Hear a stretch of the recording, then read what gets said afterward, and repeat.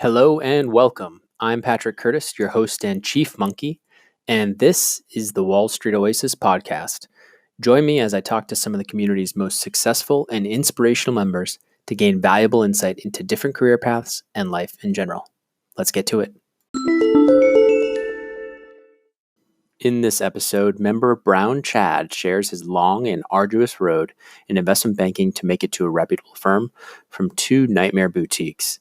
We explore his journey straight from India to an MBA program, culture shock, the perils of working at very small investment banks with toxic culture, as well as what he did when the people closest to him began to doubt his path. Enjoy.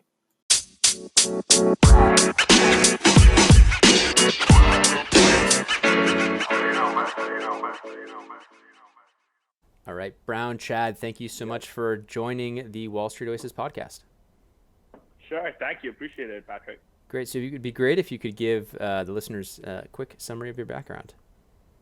Yeah, absolutely. Born and raised in India, went to an Irish Catholic school, pretty conservative over there. I come from a humble background. I did hear some of the other podcasts, so, I don't think I'm on any of the extreme spectrums per se, that like I had a, comfortable background growing up and like all the connections. At the same time, I wasn't, struggling for every meal. So I think come from like a middle class family, didn't know anything about investment banking or really in life in general. I just knew that, you just keep working hard and go and become more successful. And so, so after where in India, school, were you born? New Delhi. Okay. Gurgaon, yeah. And the goal was just to be like, successful. Didn't really know what success meant or how to achieve that. Investment banking, finance wasn't even on the radar. In India, like engineering is a big thing. So the path is you go to an engineering school, which, is like, which everybody like almost, is like a standard way for everybody in India, I guess. Right. And so went to an engineering school, got that out of the way. Didn't really know what's next. I think when I graduated it was 2009. So the peak of recession in the US wasn't a big recession in India, but job opportunities were still not a lot. And a lot of the employers took a good, stab at that situation and really like offered low salaries and stuff. So yeah. I ended up at a small shop in India, worked there for about a year, got an opportunity to work with in India, where I went in an audit support practice. So for me, I was just happy that a big firm, which is a consulting firm, has its door opens for people like myself. So went over there, worked in audit practice for about 3.5 years, completely hated it. It was not something that I wanted to do, but that was good because I realized that that's not something I want to do. You didn't love audit? You didn't love audit? Come on, man. I know, right? Like, surprise. Some people like it. Some people like it. They have the right personality for it and they can grind. But busy season and all that or is that? I'm thinking tax. Did you guys have like busy seasons and stuff like that, or am I thinking my buddies? You're right. Like you're right. Like there are busy seasons and such, but I really wasn't in the core audit practice because I'm not a CPA, CFA, and all that. I did engineering, so I did audit support. And it'll get boring from there. So yeah. So. But yeah, like so I did that.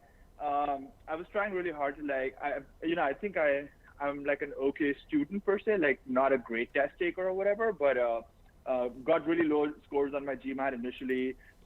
Just to give you a better perspective, out of 800, I was in the 400 ranges. Wow. When I got started off, so really low. But I think the one thing that about me is like my dad, big support for me. Like, he always encouraged me and gave me guidance and such. And I think studied for the GMAT. I took it like 4 times, kept, progressing. And gradually, I think I got a 650 at the end, like, when I was just finally done with everything. Yeah. And then I applied to business schools with that score. Was the struggle more the math or the verbal side for you? Just curiosity. I think for verbal for me, yeah, that's a great question. Verbal for me, even though I went to an Irish Catholic school and all that, but just a lot of situations in the GMAT are very unique to the US.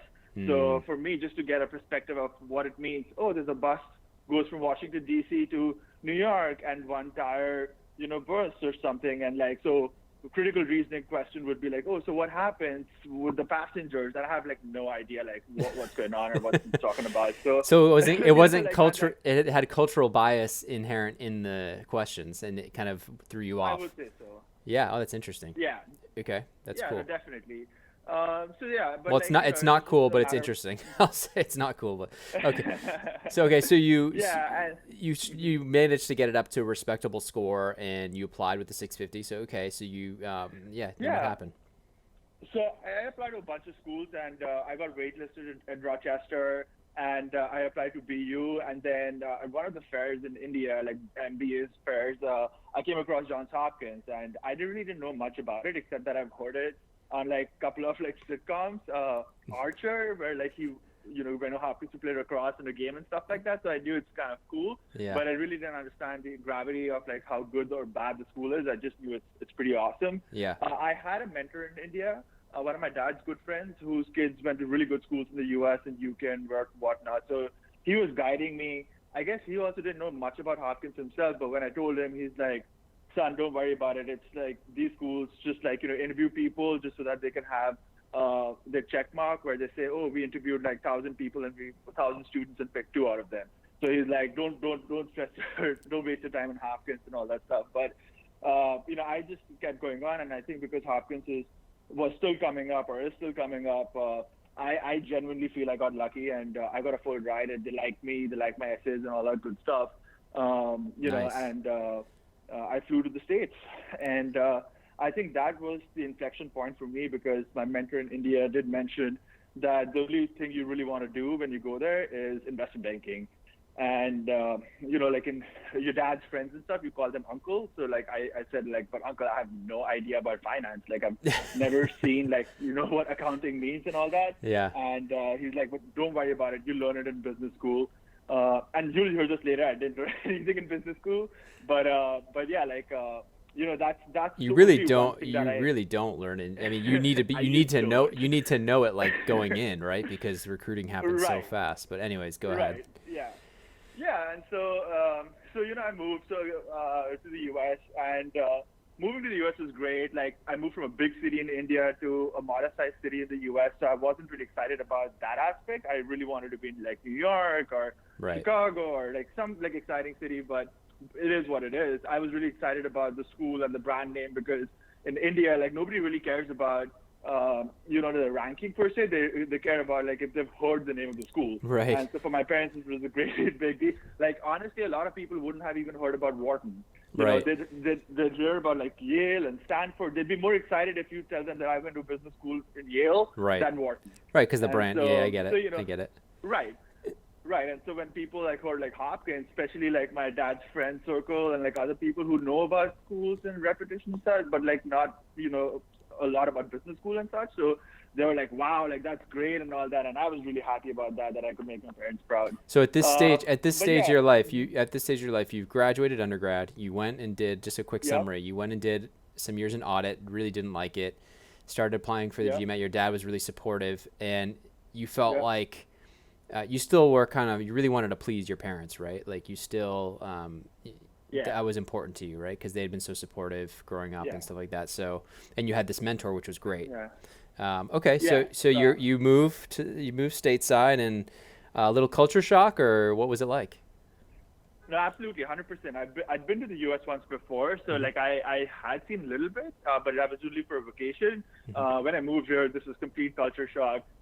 For your, I guess, American audience that probably might not know a lot about the Indian background, you always continue to live with your parents throughout your life. You never move out. Even when you get married, you bring your plus one with you to your parents' place where you're living. So Yeah. the fact that I had my own place and like I could do whatever I want and like all that stuff was definitely a great freedom. My parents were pretty liberal or are pretty liberal, so I never really faced that problem. But it's a different experience where you're just living by yourself with one roommate and like it's a great situation. You do whatever you want to do, and treat your life the way you want to do. So that was a cultural, I guess, shock or like experience that I had, and I really enjoyed it. What I did not factor in was the fact that I was assuming too much of myself. I thought, oh my God, like I worked with in India, and now I'm at Johns Hopkins, and like, the bulge bracket banks and McKinsey and Bain BCG would like die to hire me. And that's where So you had I a think I couldn't. Uh-huh. you had a false perspective on where you stood in the hierarchy of banking Yeah. candidates. I get it. Okay. You hadn't hit, had you not found Definitely. Wall Street Oasis yet to kind of knock you I back know, into right? place? Yeah, if only, right? Yeah. No, so like my first year essentially flew by, like, and I didn't even realize what just happened. It was so fast, and Yeah. like business school like programs are just fast by itself, and then meeting so many people, and it's a lot going on. I wouldn't say I was a party boy or whatever, but at the same time, I was definitely not studying. Oh, you were first time away And from home, like having a blast. Yeah, for sure. right, I don't blame you. I I know, partied a right? lot in at Yeah. Wharton. So okay, so go ahead. So Right. you're Yeah. having a good time. You're away from home, and then Yeah.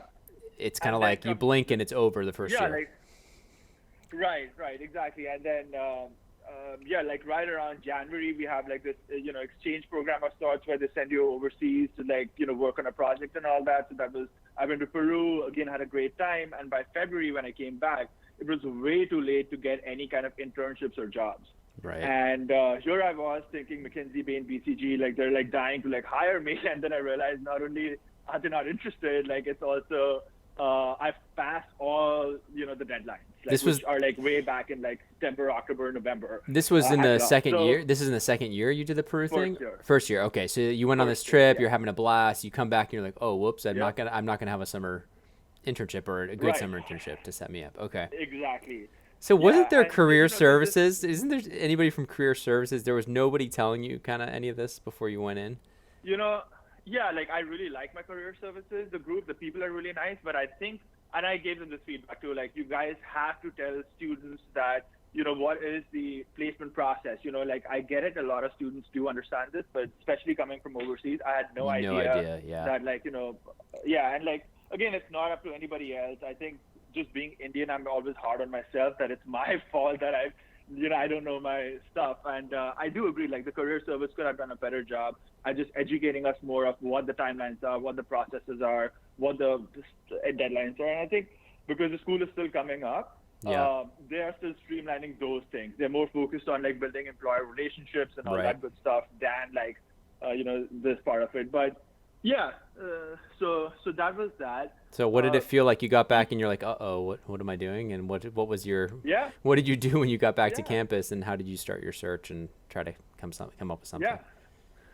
So I guess even when I got back, like I wasn't still panicking. I started panicking when I saw my classmates had really good internships and such, Yeah. and I didn't.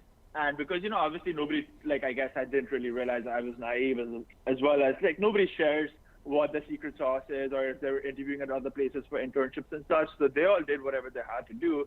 But like for the really bright students like us, who really, like myself, who think we're like too good for the world, we were left nowhere. And so when I saw my classmates, having these good internships and leaving in another month and talking about all that, that's when I started to panic. And I think that's the time when my career service group, like they told me you should use LinkedIn and, the basic stuff that they tell you. Yeah. And that, Patrick, I think if there's one thing that I'd stress on this podcast is the benefit that I, got from LinkedIn. Like all my jobs, Mm-hmm. my internships, my connections, everything till date, even my current job is all through LinkedIn. Yeah. And so yeah, so essentially, I knew I had a consulting background before, so I could leverage that.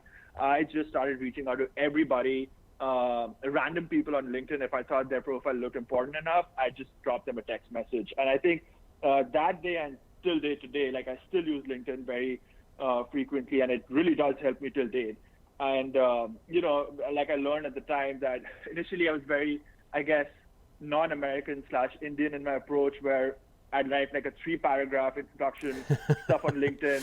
And, I'm like, Yeah. dear sir, like moved from India, engineering, blah, blah, blah. And Right. love to like talk to you. And then I think in about like 4, 5, 6 months, I'd already started getting a lot of responses, feedback, phone calls. And I'd also filtered my way of writing LinkedIn messages. And, from like 3 paragraphs, it became 3 lines. I'm like, really like your background. I'd love to talk to you, introduce myself. And I just used to sign off with my American name. So short and sweet. That's short and sweet. Yeah, and that's another thing I'd love to talk about.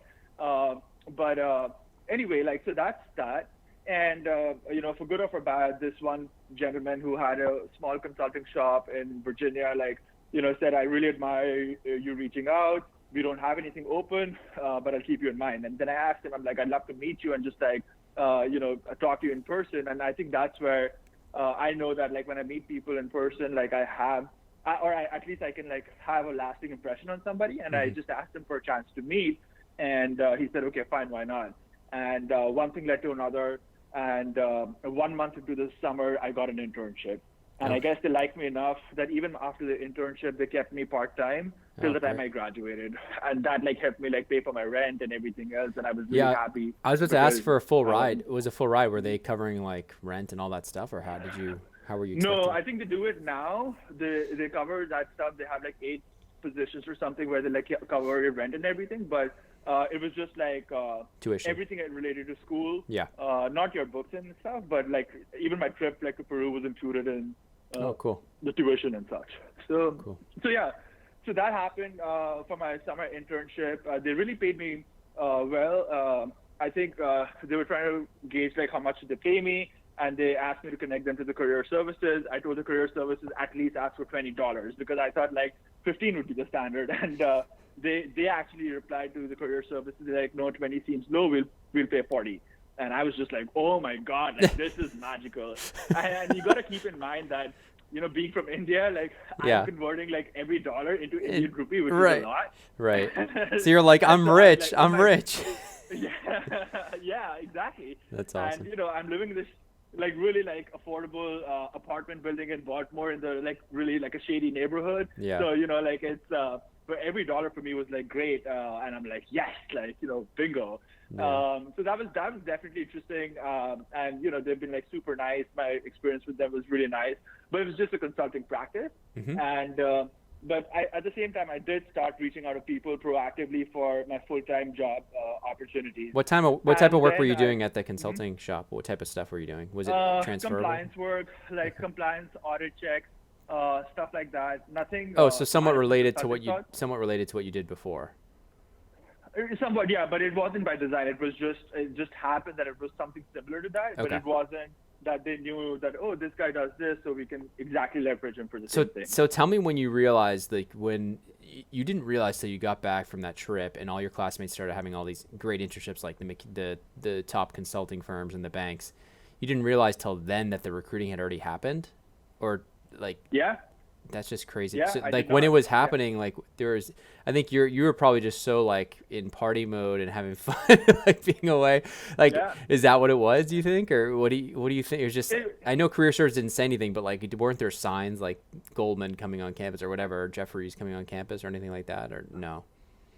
Yeah, so Hopkins is a non-target school, at least a business school. The undergrad, Goldman Sachs, Jefferies, everybody comes there, but the business school, nobody comes there. Yeah. And also the business school is about I think 5-6 miles away from the main campus, and it's in the downtown district of Baltimore. So it's pretty much nobody really comes to your school per se. Yeah. And as far as I remember, Patrick, I don't think anybody came to campus, at least when I was Got there. it. Got it. My So batch. It was more on you then. It was more on you to get it 100%. done. Okay, fair enough. 100%, So yeah.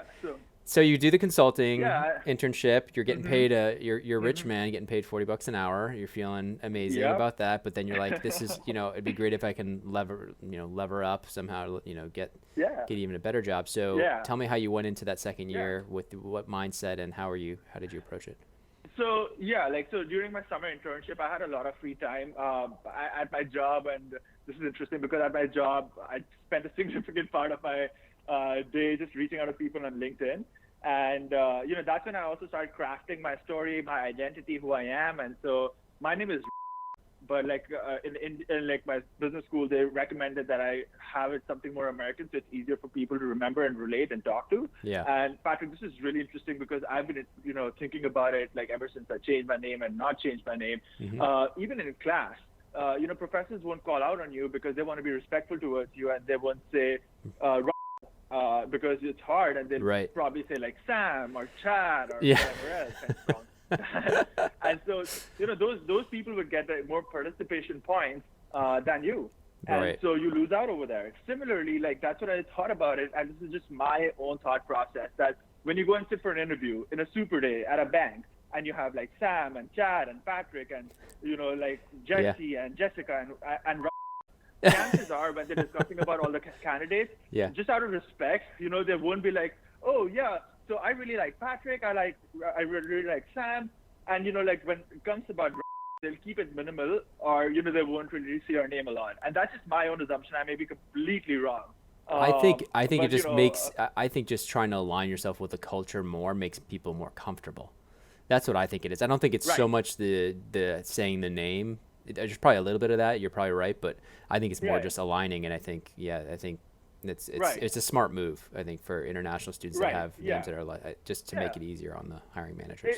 I mean, it's also extremely douchey. Like, this is the douchiest thing you can do. Like, if I ever were to tell my Indian friends that that's my American name that I use, they'll be like, "Oh my God, that's just so horrible." Like, because that's like, I don't know, it's just culturally like not acceptable that like you have like an American name. As a matter of Right. fact, before I moved to the U.S., one of my friends, she went to Stanford. She gave me an example about this guy.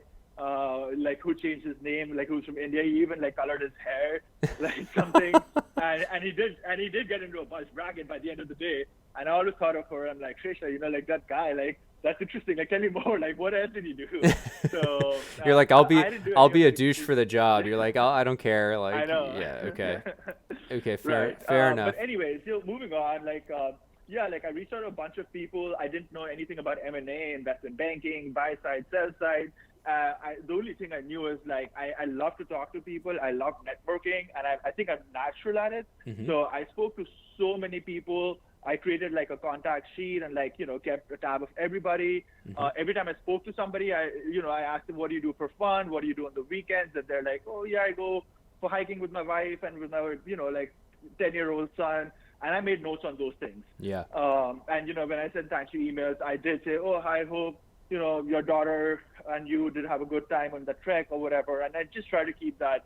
And Smart. actually, as a matter of fact, a partner from McKinsey and I like became very close like that. And he actually sent me a picture of his daughter who was born, I think, a few months after he and I got connected. And I built a strong relationship, and that really gave me a boost to like connect with more people, talk to more people on LinkedIn, and just like learn about the work. And that's also when I learned That's about M&A, can I just stop you right there? investment That's a bank. really important point that I think I don't want to gloss over for the listeners. Is like that is that extra little touch, that extra little something of being organized enough to take the notes and understand and keep. And I don't personally I don't even do this enough. I think it's really really smart, and I think it can Yeah. when you're really struggling to kind of get in and get your foot in the door, having those extra little personal connections, really developing not just a ton of kind of artificial quick connections, but more meaningful ones, I think can get you a lot further. But anyways, continue. Sorry for that little aside. Yeah, no, I mean, I absolutely, I couldn't agree more. Even with you, Patrick, I don't, again, like, when you and I spoke a couple of days back, Mhm. I said that when you and I spoke about a year ago, there were some things that you told me. I don't think I made notes, but like, I do remember it, but Yeah. maybe I did, about your move from like Boston or something to Yep. where you are right now and all that good stuff. So I do feel like if you really like and enjoy speaking with somebody, like, and if you can make notes about them, it really goes a long way just to like solidify that relationship. And I have so many more examples of like other partners at other firms, who are like great people by themselves, but I also like got to know about their family a little bit through them. And I think that really did like, help me form a great relationship with those people. For sure. Cool. Yeah. Anyway, so basically through all these phone calls, I asked them, so what do you do for your job? And they're like, well, I'm on the buy side, and some people I'm on the sell side, and I'm just making notes in my apartment when they're saying all these things because I don't know anything about buy side and sell side. Right. And and I guess like I should have done more homework, and I don't think like I'm complacent, but at the same time I didn't know anything, and maybe some research would have also helped of what investment banking entails and all that good stuff. But I had enough information that when I talk to more people, like I can talk to them, or I can relate to them, and I can ask them somewhat more educated questions Right. about investment banking or M&A. And my goal after the time when I graduated, after summer internship, switched completely to breaking into M&A consulting. because for me, I thought that's achievable. That's a great job, and it pays really well after business school. Yeah. And so I completely shift gears from like consulting and investment banking to M&A consulting. Okay. And I started reaching out to all the big four. Having come from a big four myself from before, I really leveraged that to talk to more people. At the same time, on the side, I was also networking extensively with investment bankers. And first year of my business school, I was the vice president for the student body. Yep. And the second year of the business school, I created an organization by itself called the Investment Banking Association for Johns Hopkins Carey Business School. And I got it approved by the school and all that good stuff. Great. I created a website on Wix, and I didn't really do it. Like I recruited some more students from the finance program, like especially some students who came from China and really are really good with like websites and such. Yeah. And they helped me like build a website where I put myself, and this is another very interesting part. So I put myself as the president, and one of my classmates, white guy, I think from Colorado, I put his picture, and I asked him to be the co-president with me, and he also wanted to break into banking, and I said, I need a token white guy on my website so that when I'm reaching out to people, it's not like, oh, it's an international, or, it's like an Indian and Chinese, That's so funny. like a community kind of thing that's trying to reach out. I need like a white guy, and I need like a guy to like come on the phone with me and talk to people. He was probably happy to do it. I mean, he's trying to break in too, so he's probably happy to put his name out there on that. Yeah, website. no, absolutely. Yeah. And Okay. he's a good friend, and he's a great guy, and he was trying to break in, and it kind of worked out for him because that's a platform ready for him to like just come on board and start doing this thing. Cool. Yeah, and so then what I realized is like I can't like travel from like Baltimore to New York every other weekend, and like or like other places around the country and meet people for coffee. And being in Baltimore, you can only meet so many people. So Stifel Nicholas is a big bank in Baltimore, so I connected with a few people over there. And I still have very great connections, or very strong connections with one person who's a director there. So I feel really good about that. He's kind of a mentor. But what I started doing, Patrick, is instead of going to other places, I started inviting people to school. And that helped me twofold. A, like I could still do that internship job that I was doing and making some money over there. At the same time, attend school and not skip classes. And then not, most importantly for me at that point in time, not spend money on like, train tickets or bus tickets to New York and like staying What do you at other mean? people's What do you mean places you and- invited people to school? Oh, through like to do a talk or something? Yes. Yeah, Yes. okay. And so Through I the created association. a- You created an event and an Yeah. association just to get people to come to you. That's awesome. Absolutely, yeah. And not only that, like I got like good quality paper on my own dime, and I printed out over there, like, Mr. XYZ, we cordially would want to invite you to Johns Hopkins Carey Business School's Investment Banking Association. Like making it sound like making So that official. person feel as important as, and official. Yeah. And, like a lot of times there was a lot of pushback from the school. I'm like, nope, I'm a student. I need to do this. And like, it's a lot of carrying forward, I guess. And so, pulling the weight of the entire team so that the school could do this and like show them strength and all that stuff. So I did that, and that really helped me because a lot of people do want to come to like a good, named school and like talk. And so I started focusing more on investment bankers in the healthcare space or M&A consultants in the healthcare space because chances are that an industrial M&A investment banker wouldn't have that much of interest coming to Hopkins, but somebody from the healthcare sector would be more interested in coming to Johns Hopkins because they can put them on their LinkedIn and stuff like that. Oh yeah, I went to Johns Hopkins as a speaker, and like people do all sorts of stuff. So That's smart. so that's what I did, and sure enough, I did get a lot of traction. And I guess when you represent the school brand name was all I had, Patrick. I didn't have anything else that I could really leverage except the school name, and so I really did leverage it as much as possible. And yeah, like so, invited a bunch of people. It's a lot of traction. How many bankers did you actually get to come speak over the say years? Well, I think I got more M&A consulting people, like from the Big Four especially, but bankers, I think I must have had about like 6 or 7. Wow, it's really good. Over the entire course of a year. They would And I come to tried speak to the do these things as association? frequent as- They would just come speak to the association itself? So I am the association. Like I No, formed I the entire group. But and like, How many people would show up to these Oh yeah. talks? Like how did you Oh get yeah, that's people a to good show up? question. Yeah. Yeah, like I would be honest with them. I tell them that there was 15 to 20 like targeted students who want to be in investment banking. So I'd craft it in a different way. I wouldn't say that it's a 100 people event and you're like the top of the world. I would say that it's a 15 20 people event, but we've carefully picked out a selected students Right. who are really interested and who'll have educated questions, and we want to keep it more one-on-one. And I rebranded the entire thing. I started calling it coffee and cookies meet or something like that, Yeah. just so that it's not as stiff, because some bankers came up in a suit and all that stuff with like Yeah. actual material to like show and walk us through.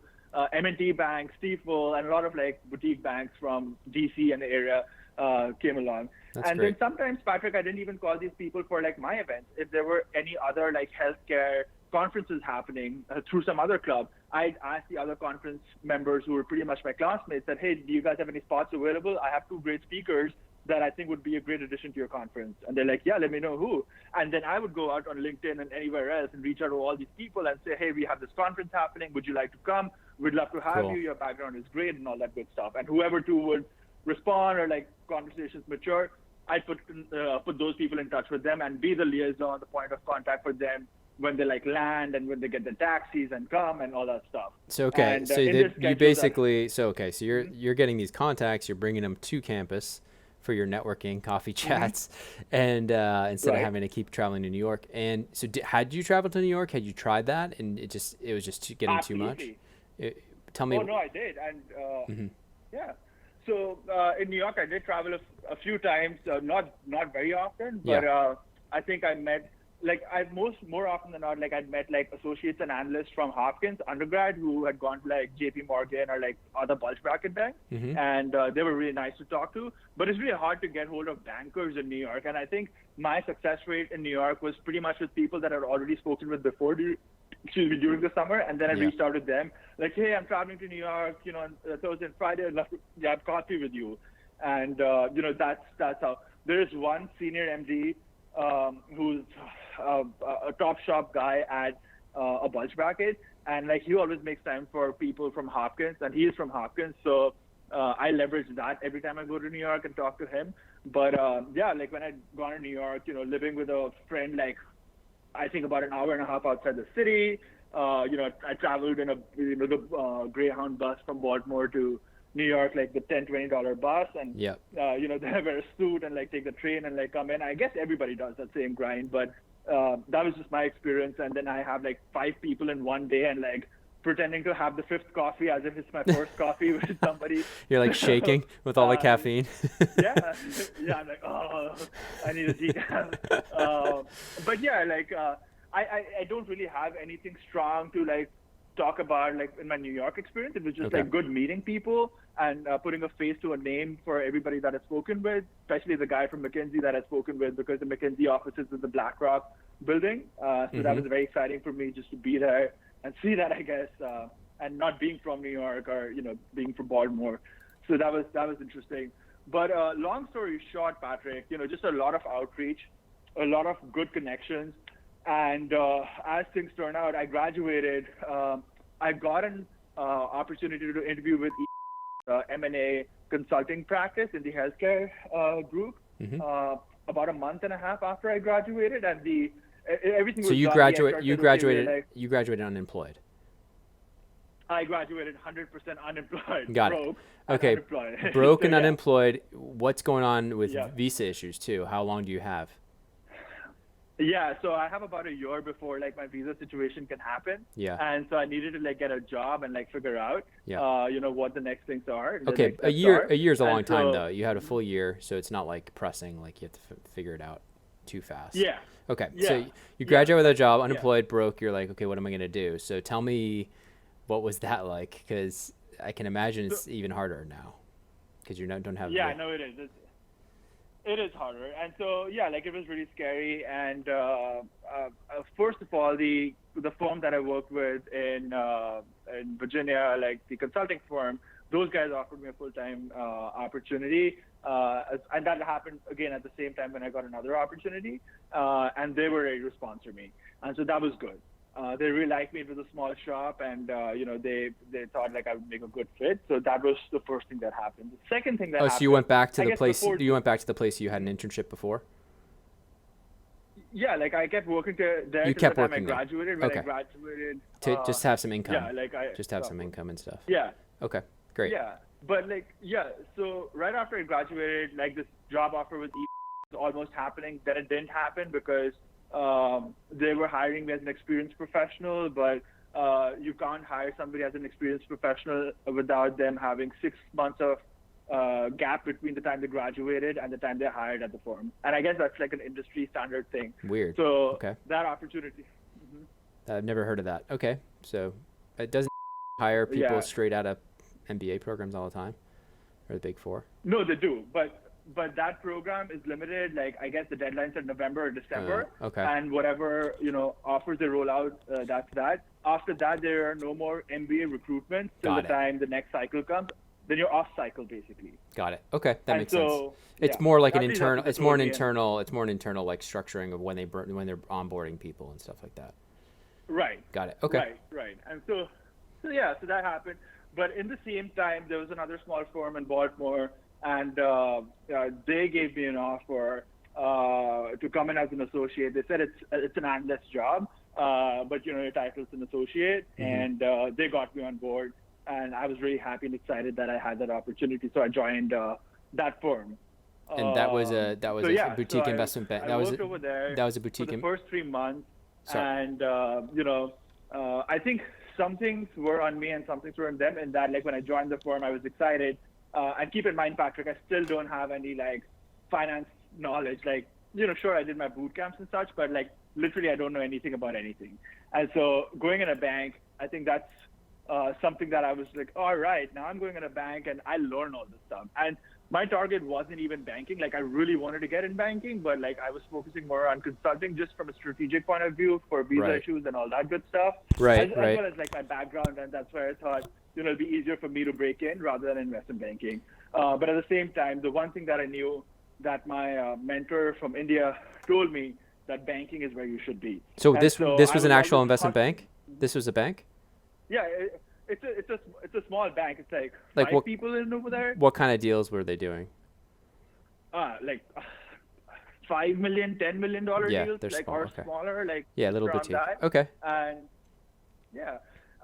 and literally like there was just one more associate, who'd joined in right out of undergrad, and he did ecom majors before, so he was trying to explain to me what a DCF is, and he was clueless. Now that I think about it, I'm surprised that he spent like 3 years over there. Yeah. I don't know how, but like he was trying to explain DCF, and he was all over the place. He didn't know anything about anything, nor did I.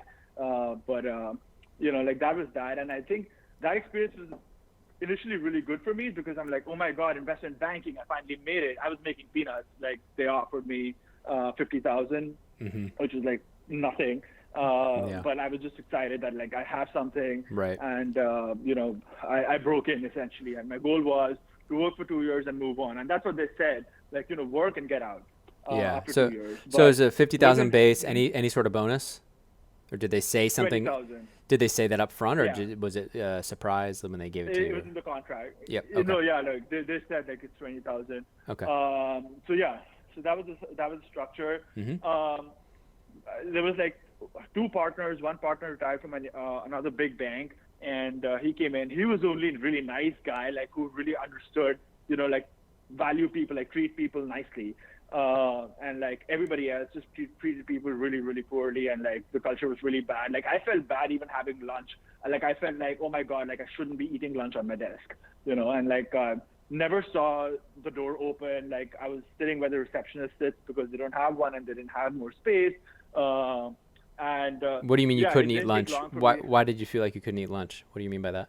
I don't know, man. Like they just like you look at you like so differently, and like the conversations like in the companies, it's like, oh my God, yeah, I don't have time to even eat lunch today, and like everybody's just talking like that.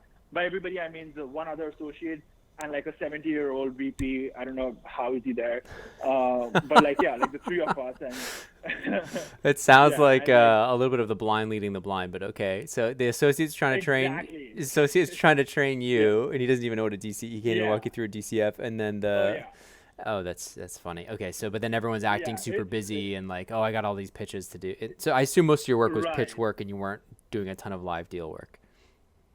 Right. No, actually, there are 7 live deals Oh where wow. the way live deals are defined is like cast a wide net and see like what you can get.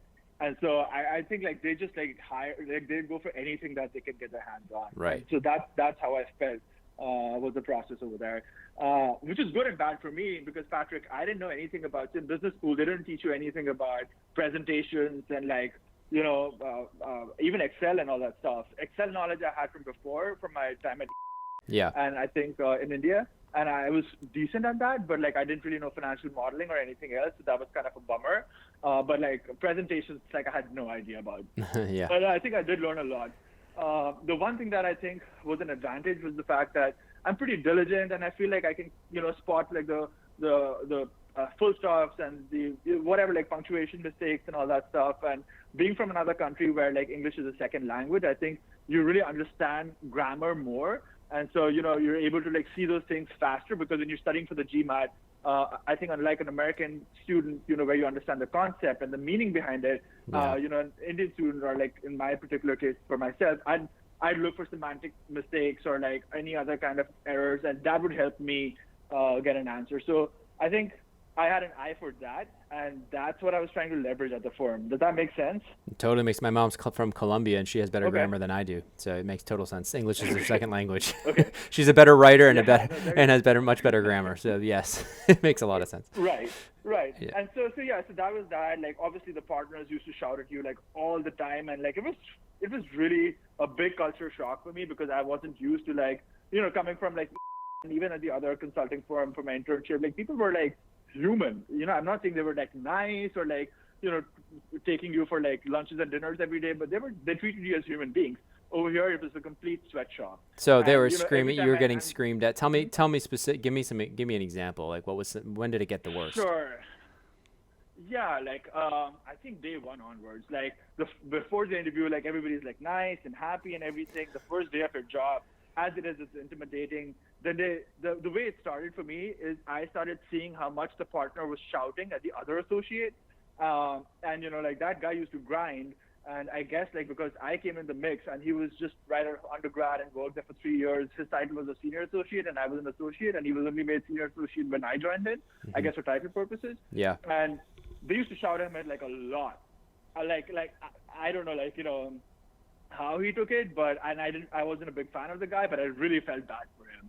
And so Yeah. if that speaks volumes about like how the culture was. And so I felt like that's when when like somebody else is scolding somebody else, you automatically become scared of that person. Yeah. That's what was happening.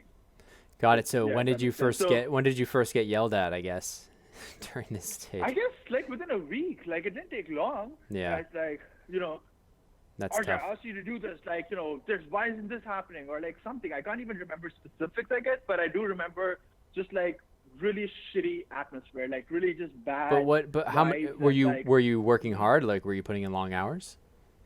Oh yeah, I think I definitely was. I think a part of the equation was also the fact that I didn't have like any finance experience, like financial modeling or whatever. So it was the blind leading the blind situation, and that was also more frustrating for everybody. Yeah. And yeah, by the end of the day, my partner did say, like things weren't working out. So he was just like, "You're a really hardworking guy, and I really appreciate that. But it's just like, it's like for he gave an example for himself. He's like, it's like for me, I'm trying to learn chemistry, and it's like that different. So he said like maybe this field is not right field for you. Maybe you should go to consulting and all that good stuff. But yeah, like I guess to answer your question, it just wasn't working out. Like, and I wanted to be there, even in that shitty atmosphere, just so that I could spend enough time and learn and coach myself and train. Yeah. And I think in the first like 2 months or something, like he, like we had that discussion where he was just like, yep, like, I think it's getting tough. And so Basically, I kept lingering start on looking for a and- job. Start looking for a job. Basically, is what he's telling you. Right, right. you're gonna and get to fired. make things worse, I'm sorry? You're gonna get fired. Basically, is what he's telling you. Yeah, in a nice way. exactly. Yeah. Okay. And I actually wrote a post on Wall Street Oasis just around the same time because somebody else wrote something about being fired and all, and they were sharing the experience. And I'm like, listen, it's better to get fired early on than later because all next things always work out for themselves. And I'll talk about that in a second. But Yeah. like that was happening. And to make things worse, the other associate, like, who was in the company for a long time, got another offer with another bank, like a big bank. Bigger than us. Yeah, and so he was Your work just doubled. Your work just doubled. I know. And so they were like, okay, like this is getting really tough. And so they ended up hiring another guy. And yeah, like I don't think I mentioned this. All of them were extremely like racist. Obviously, like like extreme politically, like on one side, like hardcore Republicans. They only go to like restaurants which like support Republicans and such. And politically, like I don't really care. Like I just want to work. Yeah. And be somewhere.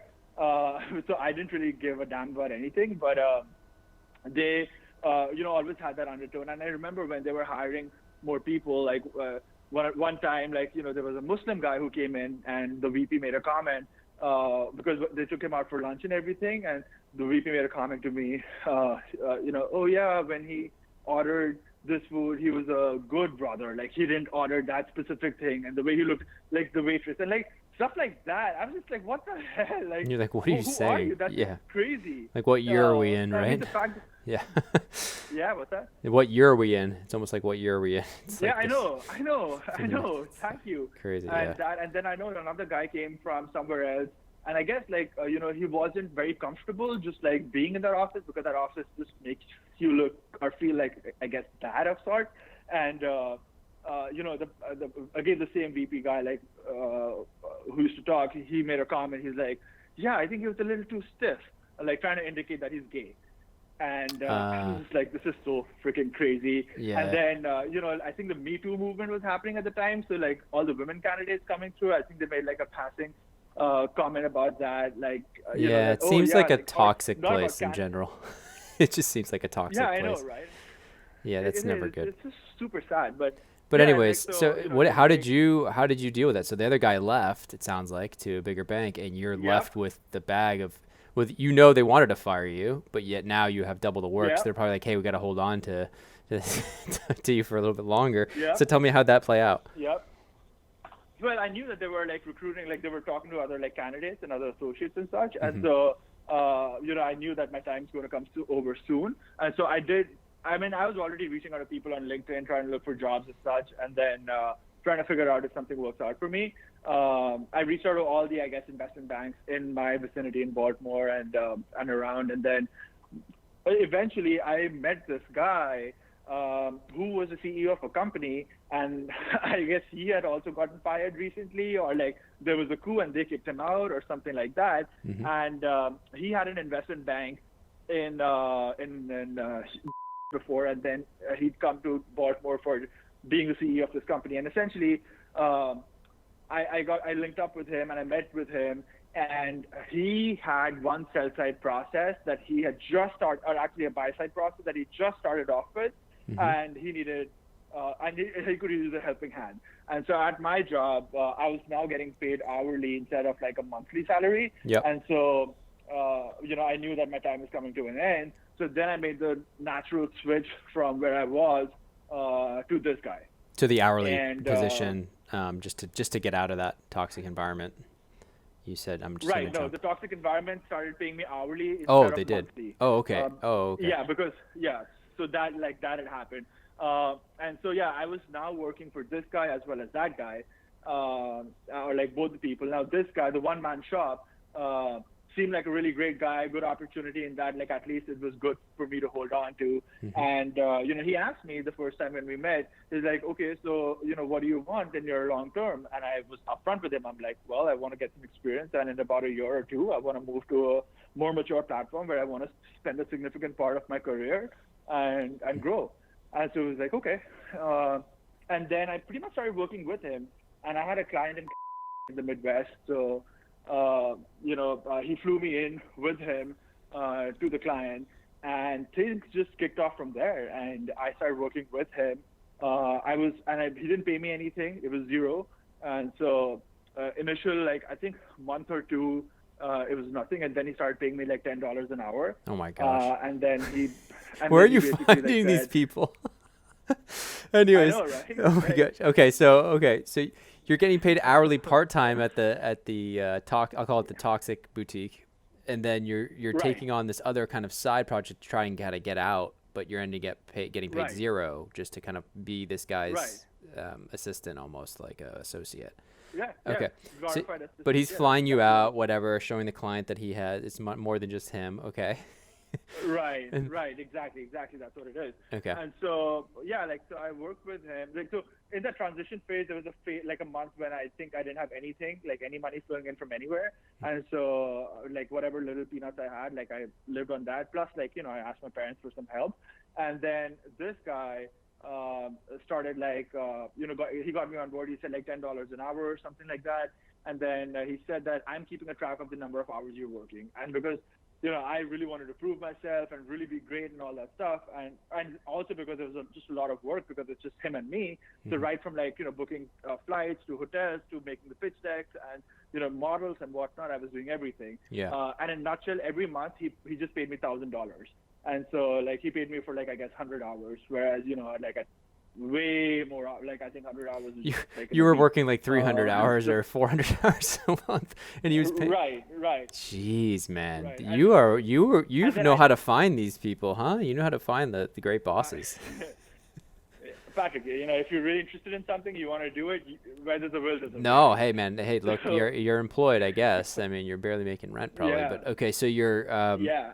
you're surviving. You're working with this guy who's paying you $1,000 a month. Tell me what was your thought process? Like, were you still just searching for another job, I assume, during that?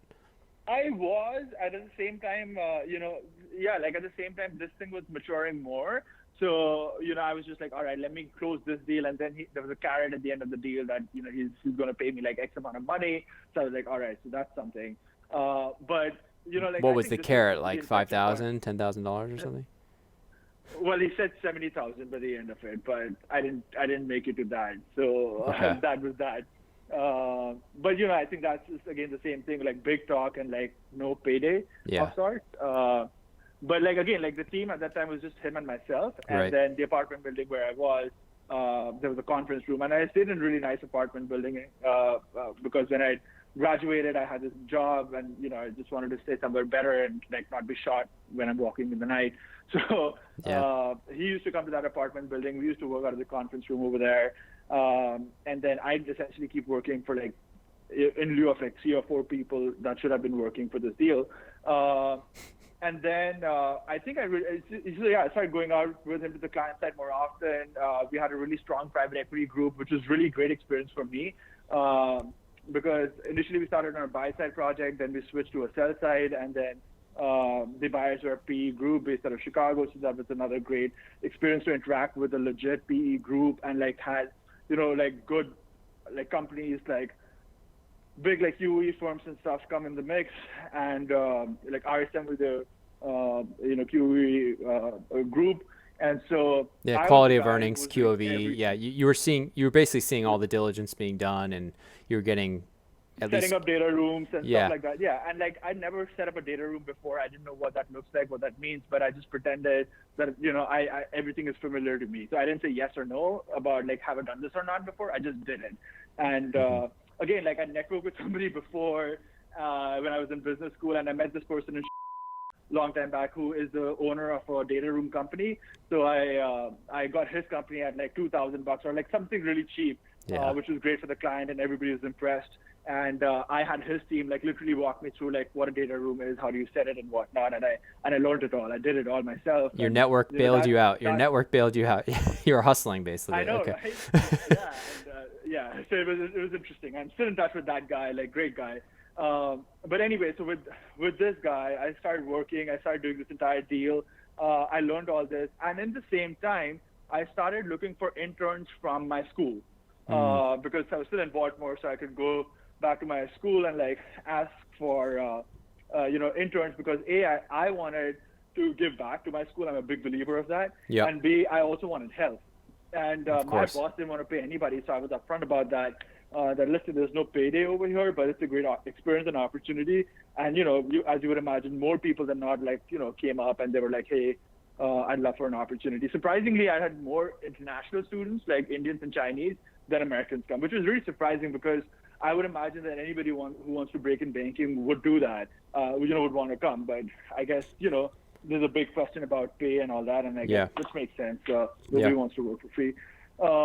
Anyway, so like I had some help. So I also got some first-hand experience in like managing resources because till now, fairly young guy, I never really managed a team or anything of that sort myself.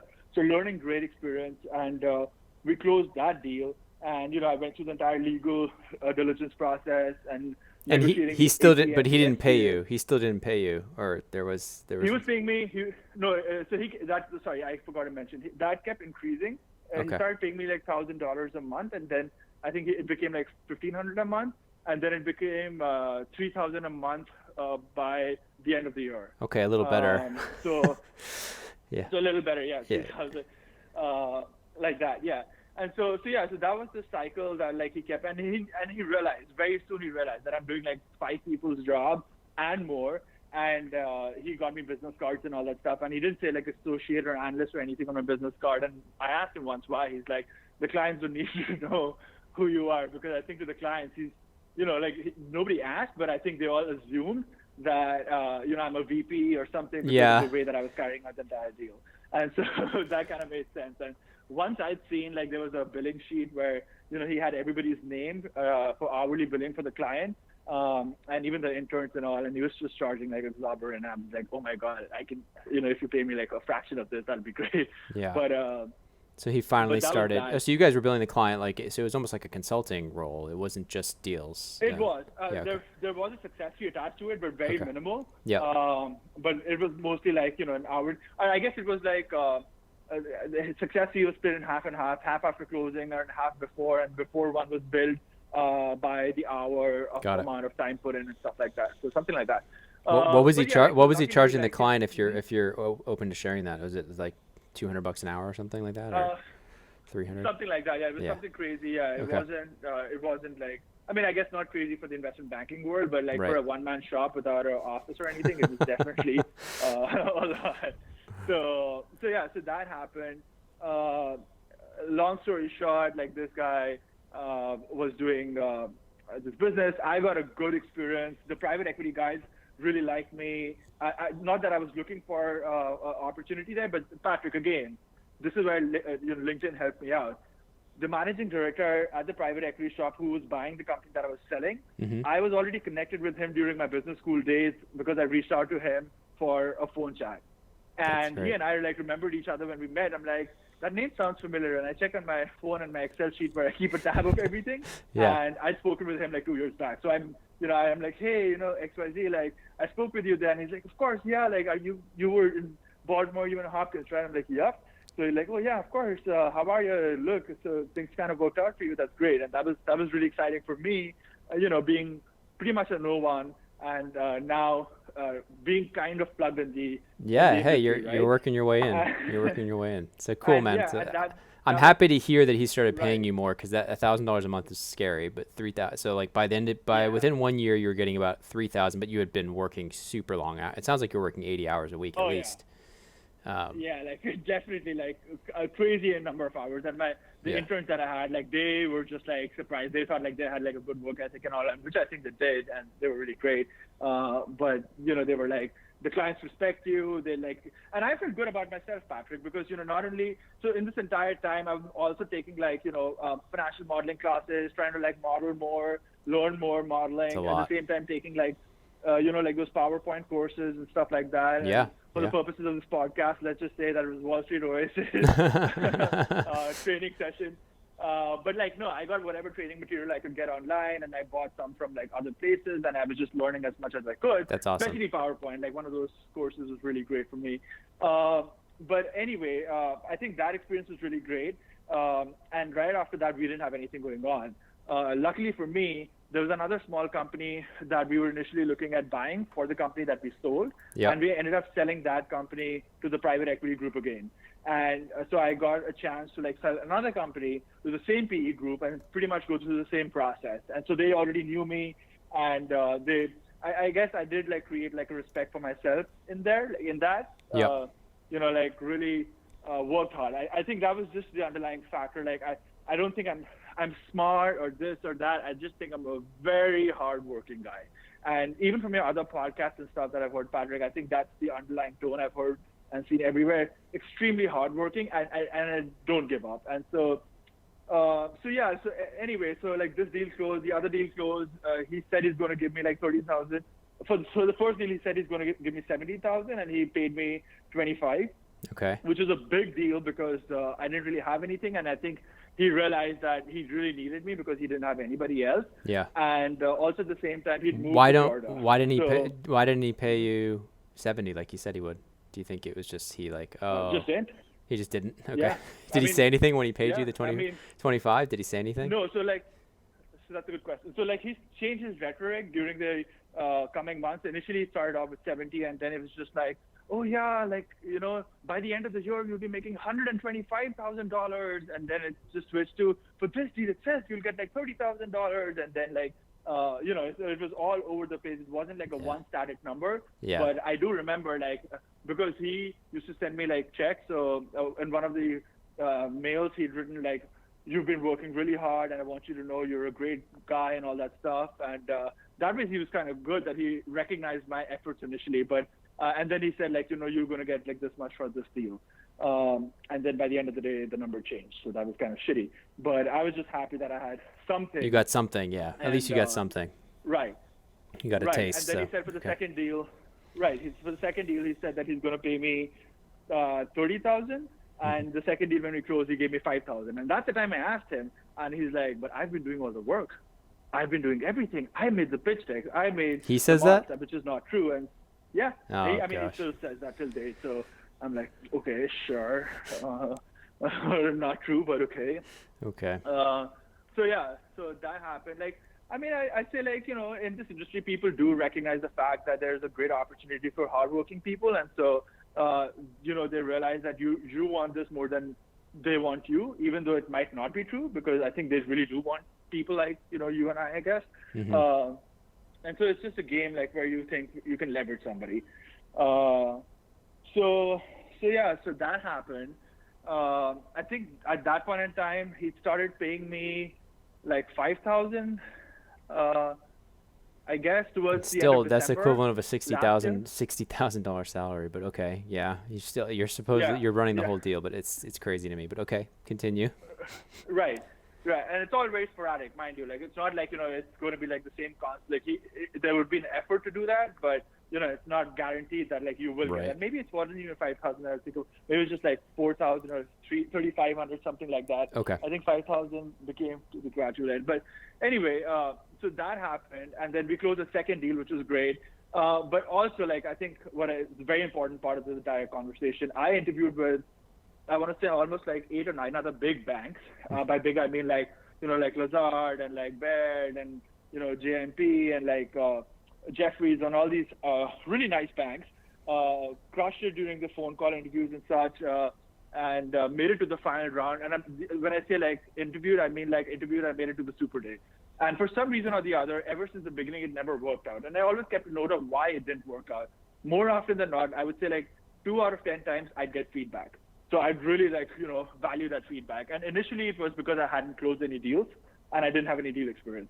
Right. Then it became more about like my technical skills weren't on point, etc. And I knew that my technical skills weren't on point. So I really started like working hard and like, you know, grilling on that aspect. And I remember my last interview was with Piper Jaffray, and really excited about it. I think everything went great and they really liked me, but I got dinged and the MD got on a call with me for feedback, and he said, yeah, you know, like, I think the technicals were a little questionable because our analysts took that thing, and I think that didn't give us comfort. And then, you know, you said that your presentation skills were really great, but it didn't really match up when we were like looking at it. When we gave you that test product, whatever they'd given it to me. Right. And I think the lesson that I learned from there is I always used to overpitch myself, or not even overpitch. I'm a very confident guy. So, you know, sometimes when I say something, it has a greater you learn to undersell a little bit more up front and be a little more humble up front, so that, you know, they don't have, you don't set the bar too high for yourself and then come in under expectations.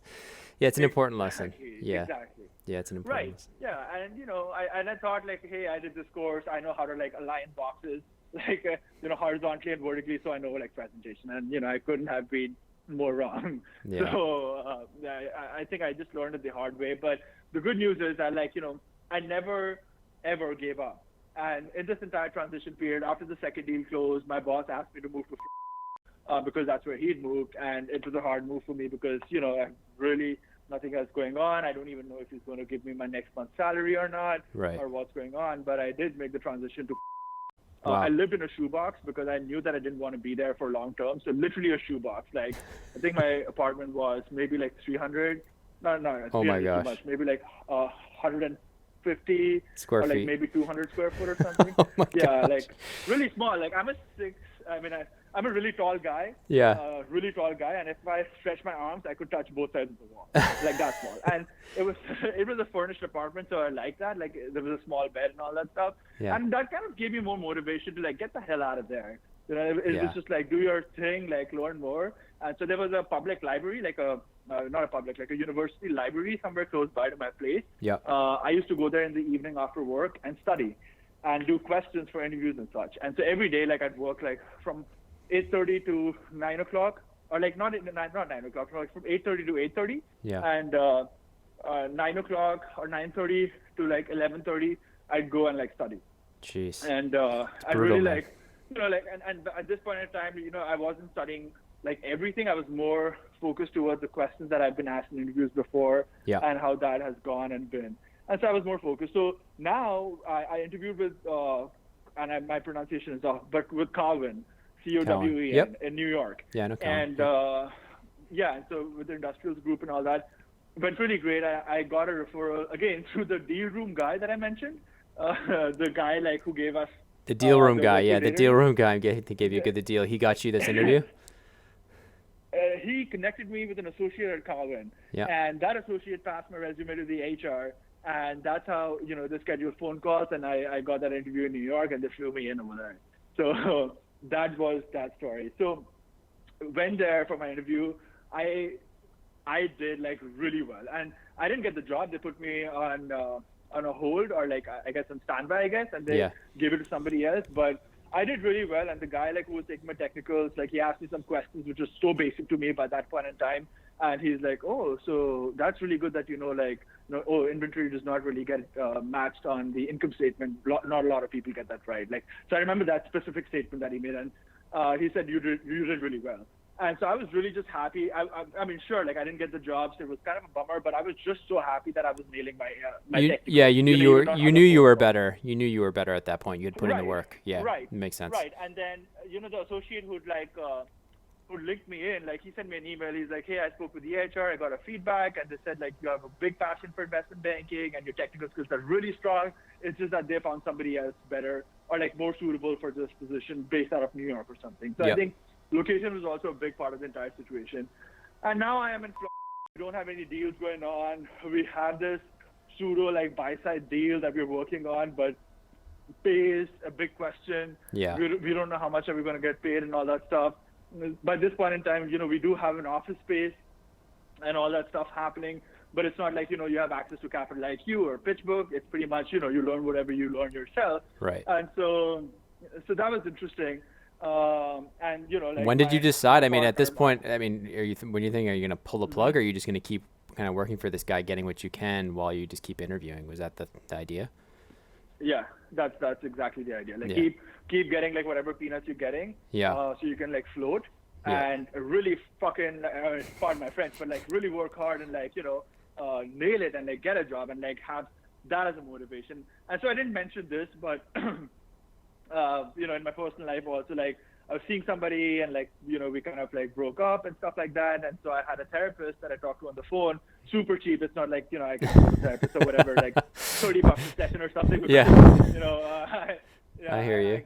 And so she really like pushed me hard. And like, so that was a big influence for myself. And I found, and being an Indian guy from India, having a therapist is such a big taboo and like such a big thing to it. But I think like as a banker or anybody in life, you should like have somebody that you can have honest, open conversations with. But so she used to really like guide me and mold me, and like I used to be honest with her about like what works and what doesn't. And I still talk to her till date, once a week, and it really does help me a lot. So For sure. but yeah, like in I thought like I'll keep working till the time things like don't improve. But like I'm not just waiting for things to improve. I'm working hard towards getting that. And in this meanwhile, my parents are also like trying to be helpful towards me. They're like, hey son, if you think that investment banking isn't like making it, why don't you look at other opportunities, or like we're there for you, and Right. and all that good stuff. And I was just like, thank you, but no thank you.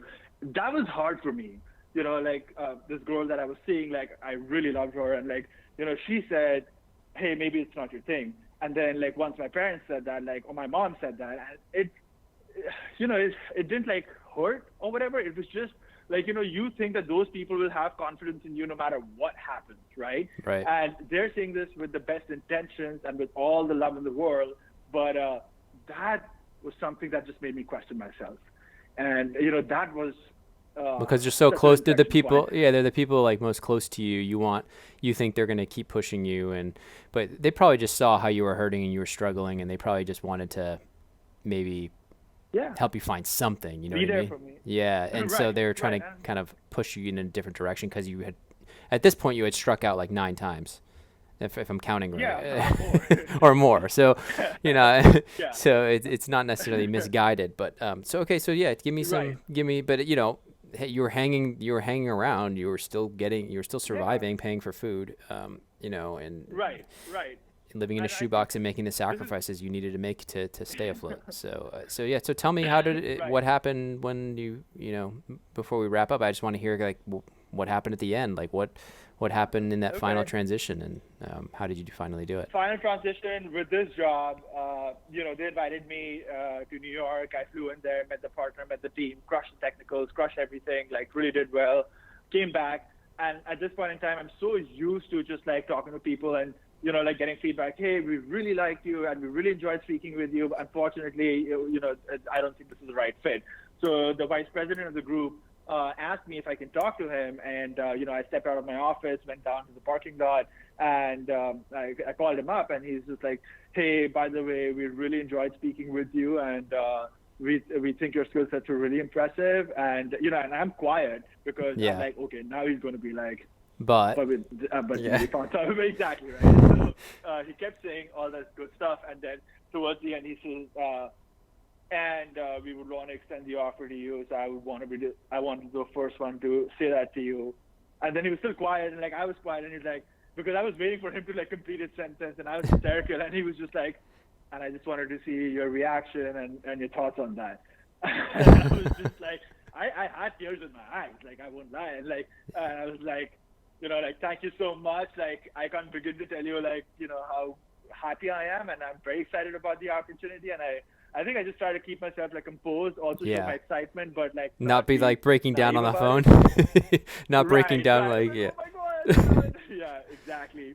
That's So, cool. so yeah, so that happened, and the rest is history. I'm like working super hard now, like trying to give it my best, and really grateful to God for where I am. That's awesome, man. Yeah, it's a really inspirational story. I think that it's one of perseverance and a lot of sacrifice, and something that I think it is a theme that runs throughout all the podcasts, and it's something that hopefully the listeners kind of take to heart, that it's not all glamour. A lot of if you want to make it, you Yep. got to grind sometimes, and you got to be willing to make the sacrifice. A lot of people say they are, but here you are. You actually you did it, and you worked for years Yeah. in very bad and to be honest, very tough, one toxic environment, one just very tough situation where you at least were getting good experience though. And I think that's something to take home as well.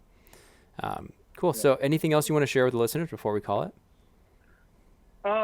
No, I think like, honestly, WSO has been great. Like, I'm not saying that because Patrick and I are doing this podcast or whatever. I generally, I've really relied on it a lot of times, just like read about interviews whenever I'm applying to any other place or I've got anything else going on.